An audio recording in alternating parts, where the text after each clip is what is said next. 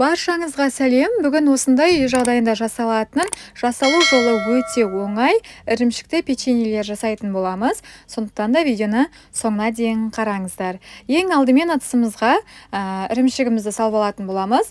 Бұл видеоның астында описаниеде менің қанша грамм салғандарым барлығы жазылып отыр. Сол жақтан қарасаңыздар болады.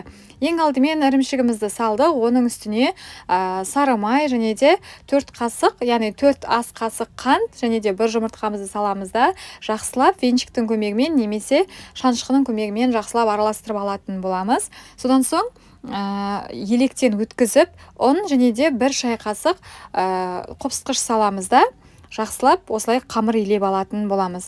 Содан соң қамырымызды бетін пищевой пленкамен жауып, жарты сағатқа тұндырып қоятын боламыз. Жарты сағаттан соң аламыз да бетіне кішкене ұн сеуіп, осылай оқтаумен жайып алатын боламыз.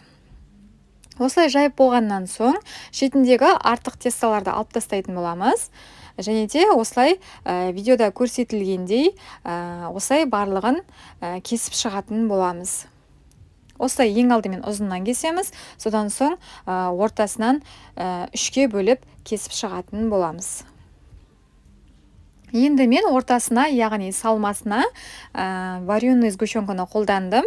Ол өздеріңіздің қалауыңызша, әрине джем немесе варенье немесе сгущенка өздеріңіздің қалауыңызша ішіне салмасын салсаңыздар болады. Содан соң пештің қызып тұрған градусында, яғни 180 градуста 25-35 минуттай пісіріп алатын боламыз. Менде 30 минут пісті. Ол сіздердің пештеріңізге байланысты. Мінекей менің печеньелерім дайын болды. Көп видеода көріп тұрғандарыңыздай өте әдемі, жұмсақ болып шықты. Көргендеріңізге рахмет. Сау болыңыздар.